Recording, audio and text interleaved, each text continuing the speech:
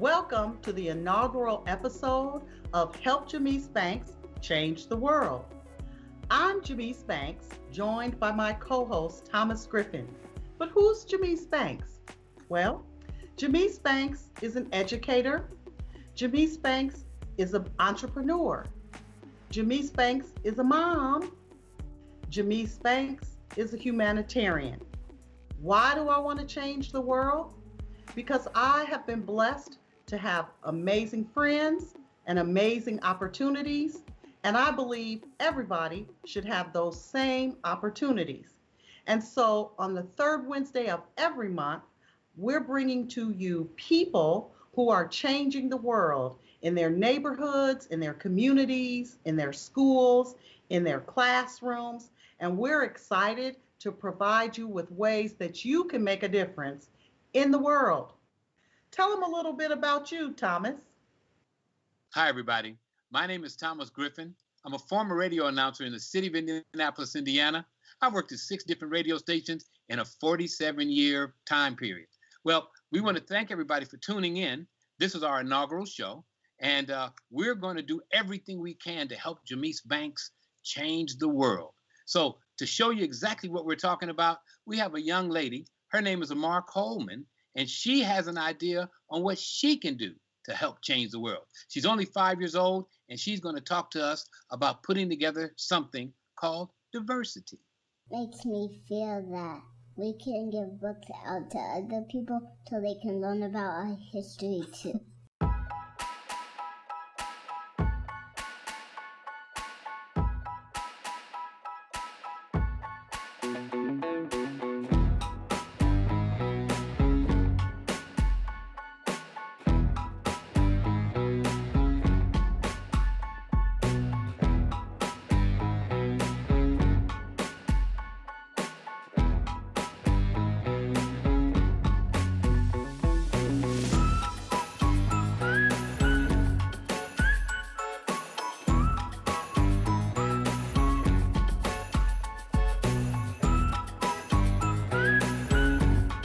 If you want to help Amar donate books, go to the link in the description. And now to our special guest. Our inaugural guest on Help Jamise Banks Change the World is Nathaniel Turner. Who is Nathaniel Turner? Well, I could tell you that Nate is an educated man. He has a finance degree, he's ordained, and he has a JD. And he uses all of those things to change the world. I could tell you that Nathaniel Turner has a podcast and a TED Talk, and he uses every media outlet that he can to change the world. I could tell you that he's an accomplished author, and we're glad to have his latest book, which he co-wrote with his amazing son, Naeem, as part of our show today. My most famous book of Nate's and my actual personal favorite is Raising Superman. It's my favorite because Nate is vulnerable and talks about what it's like to be a parent and the goals and dreams that he has for his son. But the real reason that I asked Nate Turner to be our inaugural guest is because he is a humanitarian extraordinaire. To give you an example, he spends his holidays while the rest of us are sitting around a table, stuffing ourselves with greatness, walking the cities downtown in Indianapolis, giving food cards to the homeless. We were at an event where everybody was sticking a name on their chest. You know, I'm Dr. Banks. My name tag said Dr. Banks. What did his name tag say? It said, just a guy. Because that's how he sees himself, as just a guy who's here to make the world better. So please join me in welcoming Nate, Just a Guy Turner, here to Help Jamise Banks Change the World to tell us about his latest book. Welcome, Nate, and tell us, how can we imagine what's possible? Wow, Doc. I mean, we could just end it right there. Can I have a snippet of that? Take that on the road with me. That's n- excellent. Yeah. you owe me 30 minutes. You owe That me. was that was like obituary. Uh, final words. Good. Um, no, seriously, thanks for having me, and thanks Thomas for having me as well. The Amazing World of STEM is the book that Naima and I imagined some years ago. It's the book that we would have wanted him to read while growing up, and so we thought instead of waiting for somebody else to do it, we would do it ourselves. When you talk about your son, how old is he? When did you all decide to write the book? And how does that coordinate with what you're doing today? Sure. My son today is 25. He is a third-year PhD candidate at Carnegie Mellon University in the School of Electrical and Computer Engineering. And when did we start imagining this book? Probably around the time I started imagining being a father. I mean, as Jameis mentioned, most everything I've done as it relates to him has been very intentional, from backward designing his life to not naming him for 8 days, to having a village of people participating in naming him, to creating a naming ceremony for him, to having a process for him once he turned 13 to recognize him as a full man, to never calling him boy, to calling him my MIT or man in training. Like everything we've ever done has essentially has led to this point. So Nate, there's an old adage that says, plan your work and work your plan. And I'm hearing you explaining how you planned out everything for your son. Where did you get that kind of knowledge or input or impetus to do that? So I didn't have a plan for me. I kind of still don't have a plan as clearly as his, although I've gotten much better. The reason that he has a plan is because my childhood was not very good, and I didn't want my son to suffer the same fate that I suffered. And I felt like there was a better way. I could be more organized and more disciplined about the approach. So we decided, if we imagine what our child's life would want to be. I mean, one of the things that I ask parents all the time, like, what are your hopes and dreams for your children? Most parents have no idea what their hopes and dreams are for their children. So before my son was born, I wrote down the things that I hoped and dreamt for him. And then once you do that, you have to say, okay, well, then how do we make those things become a reality? And the first thing that I did was write Harvard for an application. And because I wanted him to have a better academic experience than I did. The schools I went to are fine, but they weren't Harvard.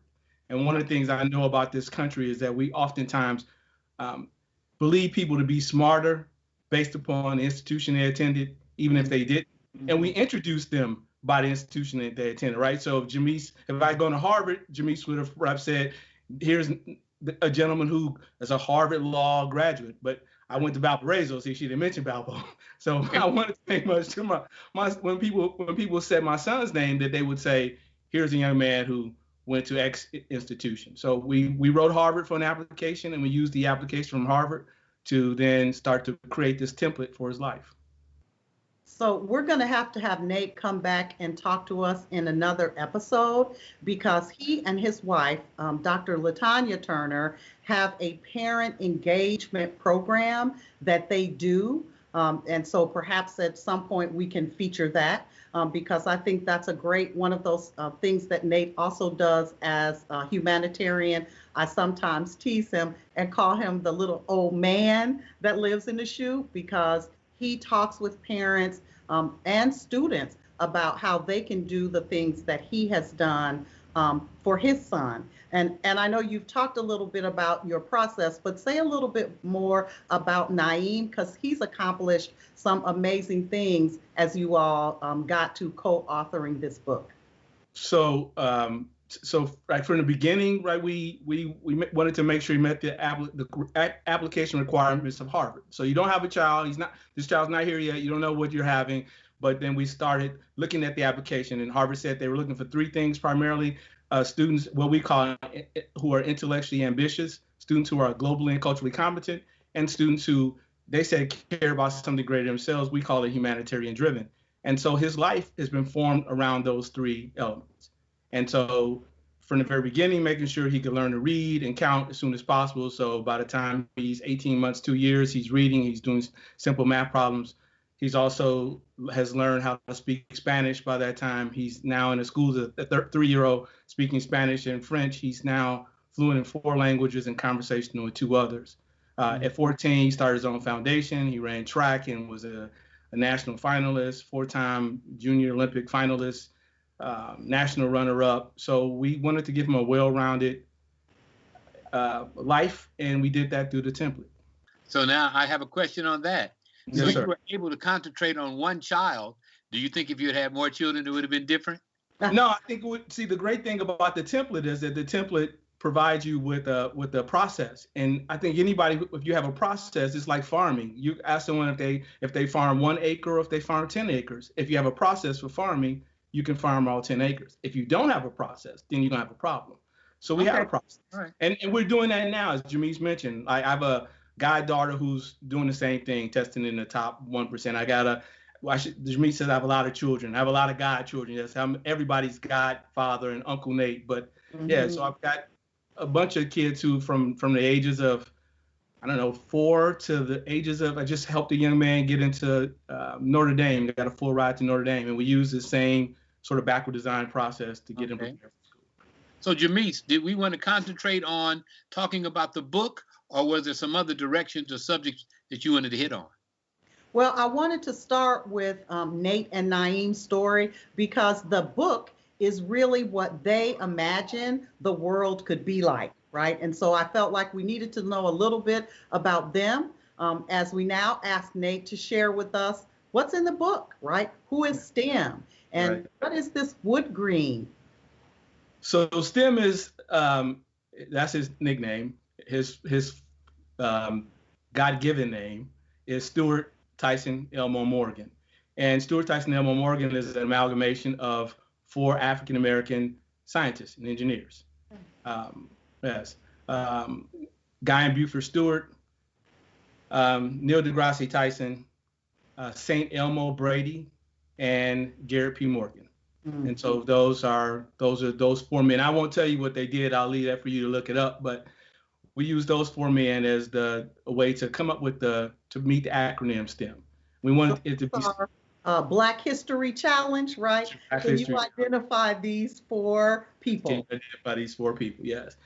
And so we wanted to give him the name STEM because that's the direction that the planet is moving, much more focused around science, technology, engineering, and mathematics. But so few of the people involved in STEM look like us. And so we thought, since kids are likely to call people by initials, with BJ and MJ and Lil Wayne and Ice Cube and Ice-T, et cetera, we thought, well, let's give them a name that when people say it, not only will they think about science, technology, engineering, math, they'll think about this little young African-American male.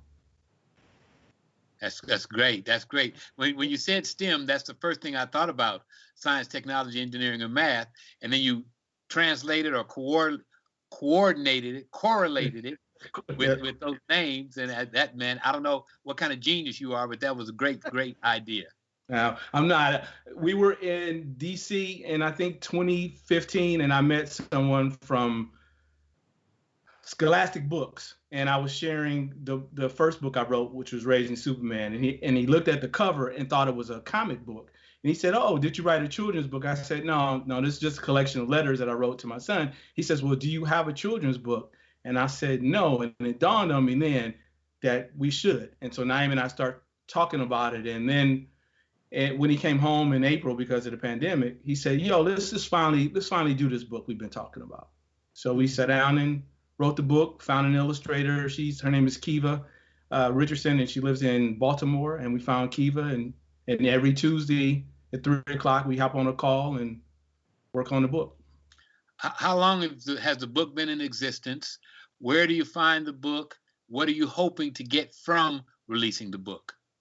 So I believe we published the book on September 18th of 2020. In the middle of the pandemic.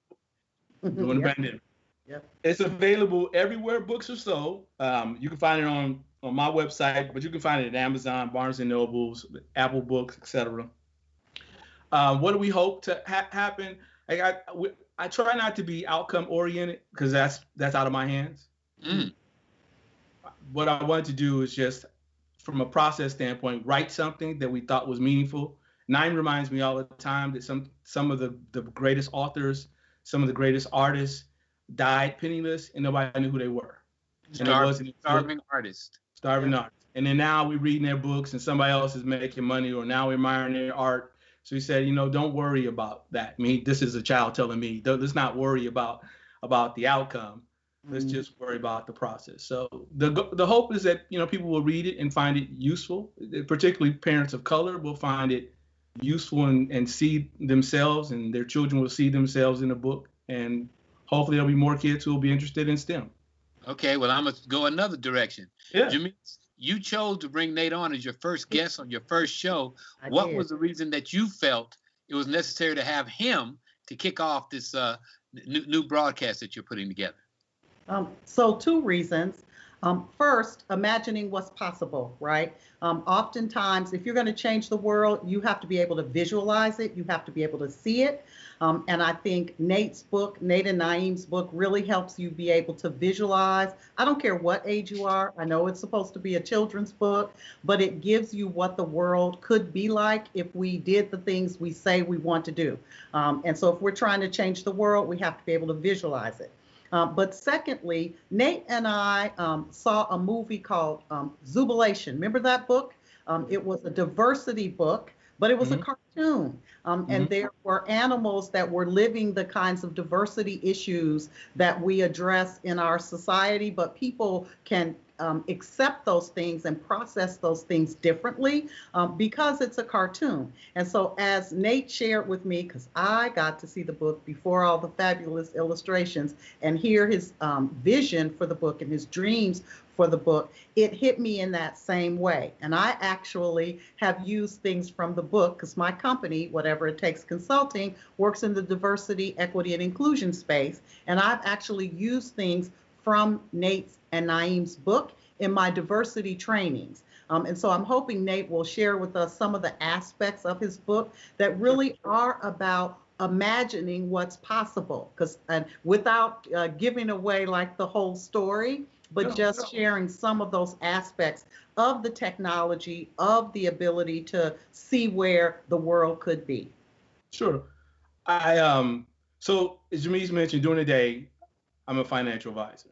And to be honest, most of the time I'm dissatisfied with the industry that I represent.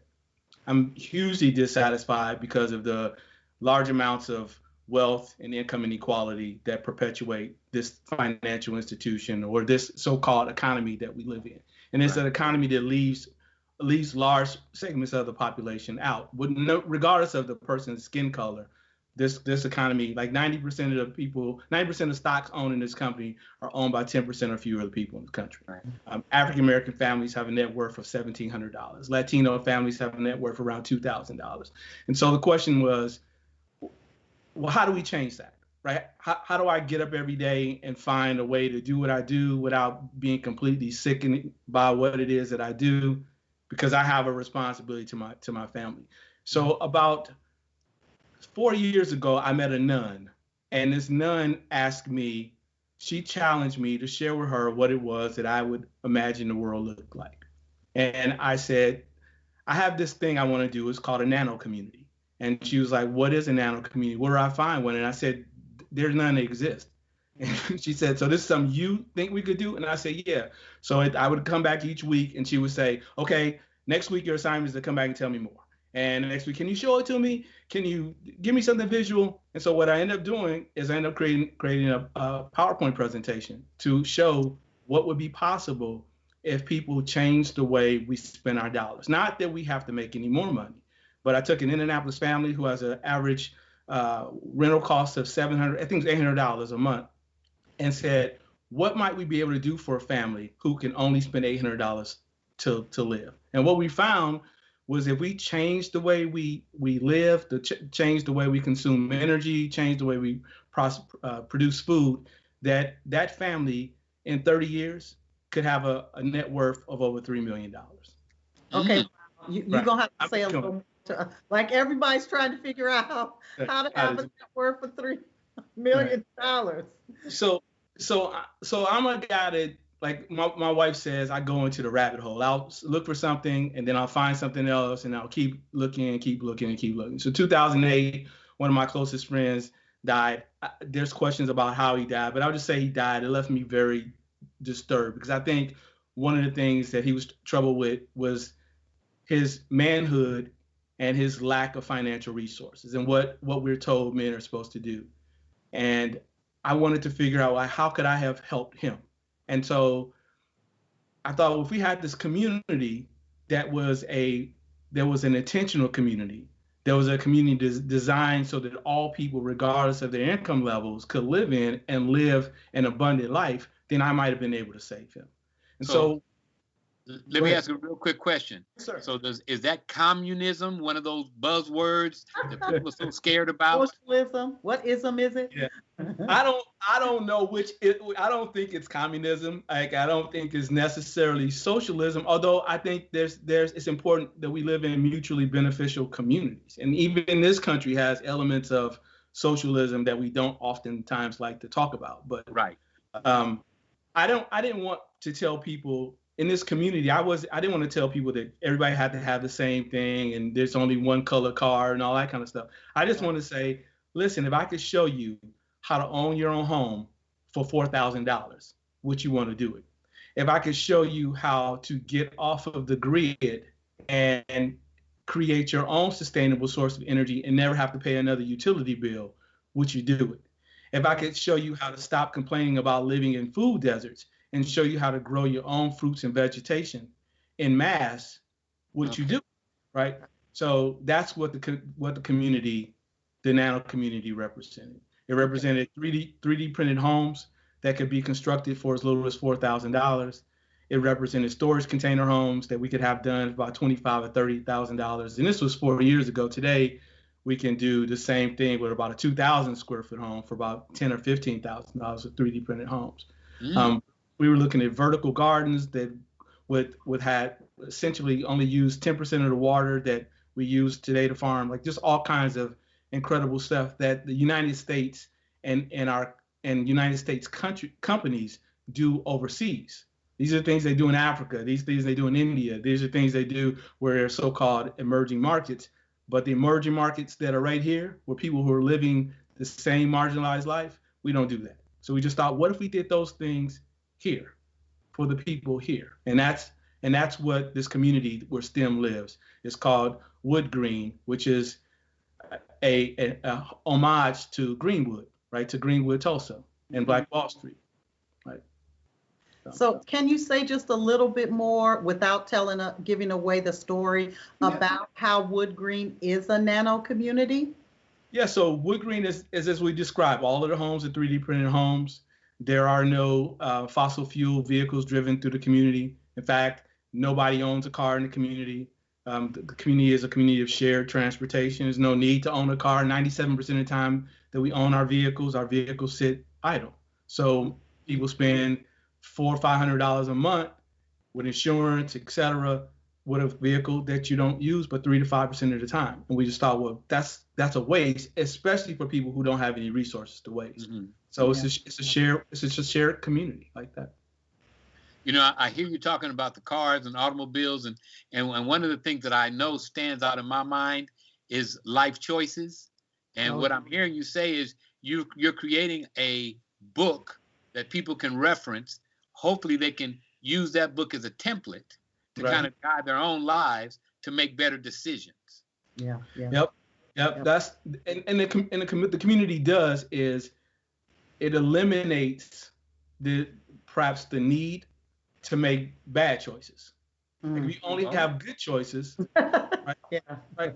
So if there's a community that has nothing but fresh fruits and vegetables, you can no longer say I need potato chips or a soda, because everybody in the community is eating fresh fruits. I mean, it's available to us, which is the thing we say we can't get in our community. If nobody's owning a car, there's no pressure to have a car better than anybody else, because the cars for the community are available to everybody.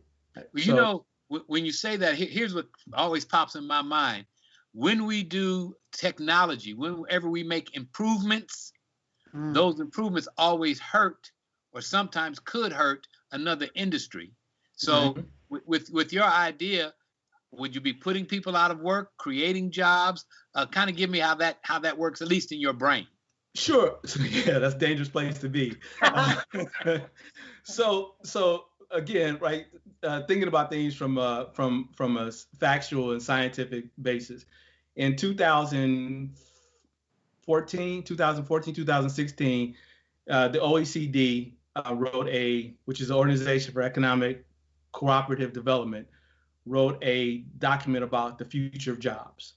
And in that document, it said, in America, as an example, 57% of the jobs that exist could go away overnight, and America would not need them. It said that at any point in time, 37 million to 73 million jobs in this country are going to be eliminated. Okay. It said that in the United States, there's this thing called zero funding, and we're quickly getting to the point where any state, college, or university will no longer get revenue to help fund the school from its own state. So some states like Colorado have already moved to zero funding. They don't fund the University of Colorado. They don't fund Colorado State. And the question is, who does that hurt the most? And when those schools have those funding issues, the very first thing that they do is they eliminate the degrees for which most of us get our education. Right? Most of us get degrees in social science. Let's get degrees in education and psychology and social, all valuable things, but the schools are not paying for them anymore because we have moved to a globalized technological society. So in this community that's focused on STEM is to make sure that the children in the community are prepared for this changing landscape.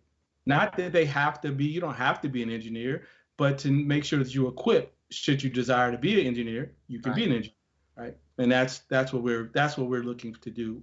That's what we're hoping is shown through the story. So before we run out of time, because I'm getting that cue, those producers in time, I want to go back a little bit to the diversity, because that's one of the things that stuck out to me first in your story. The mayor is a woman. There are religious representations in the book. There are all kinds of aspects of diversity. And in this time when now everyone has their Black Lives Matter statement and equity is everywhere, can you say a little bit about how that appears in the book? Yeah, so I wanted to represent everyone because I believe, and it's not my belief, obviously, there's a belief that race is a social construct. And most of us should focus perhaps more on the sort of caste system that we live in, as opposed to always focusing on one's skin color. And I thought it was important to show that we see the world differently, and that all people are welcome in this community, not just people who just look like you and me and Jamise. Right. Yeah. And Jamise knows me long enough to know that, like I've said to people when we talk about diversity, I talk about humanity. Like you all can have. I'm not smart enough to talk about diversity, but what I can talk about is humanity, and so that's what we try to represent through the book. Well, I have one last question, Jamise, and I don't know if we're going to wrap up after this. You go ahead. We want to get everything we can get out of Nate so people can help Jamise Banks change the world. So you go ahead with your question. When you do these books, or when you did this book, and you see how it's received, you see what our society is doing currently, do you ever get mad or frustrated? I know the answer to that. Yeah, I'm routinely frustrated. I live in the world of frustration. Yes, I'm frustrated a lot. Okay. But I remember that, I taught this child, and who now reminds me that frustration is because I'm outcome oriented. And if I stop worrying about the future and just be present, then the frustrations are much less. I mean, I can mitigate the frustrations. Okay, that sounds like proud papa talk. He has a lot to be proud about. Yeah. I mean, that dude is my best friend, and I don't know where. He's been as good for me as I could have been for him. Probably, fantastic. I would say better. Yeah, that is. All right, Jamise. So as we wrap up, we're changing the world here. So if you could just give one or two things that just a guide type people like you and I could do to change the world, what would you suggest? So can I talk a little bit about what I do every morning as a way to help change the world? Absolutely. So Jameis knows, for about the last 2 years, I've journaled my life. Not what happened, but what I'd like to happen. I journal my best life. Every day I spend the first 14 minutes to 30 minutes just stream of consciousness, writing about what I'd like my life to be. Today I was on the beach and it was too hot. And then a publicist sent me on a all expense paid trip to a publisher to a beach to Jamaica, and it was hot. And then I talk about other things while I'm there, but that's an example. For the last 2 years, I've done that. And I've done that because when Nine was younger, to help him to stop focusing on the moment or the future would be to get him to journal. And so I learned that by teaching that to him. So I would encourage people to take time each day, the first 8 to 14 minutes of your day. Don't talk to anybody, get out of bed, brush your teeth. If you're right-handed, do it with your left hand. Do it with the opposite hand. If you start walking with the right foot, walk with the left foot, because what you want to do is you want to stimulate your brain.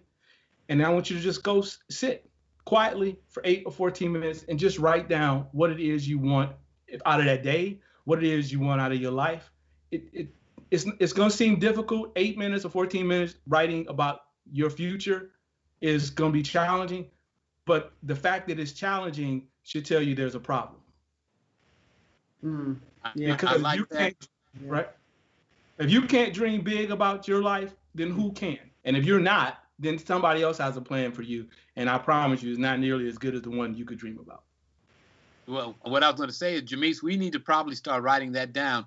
Every time we ask a guest about what they like to have, I would like to be able to write that down and we can reference it. Yeah, that would be great.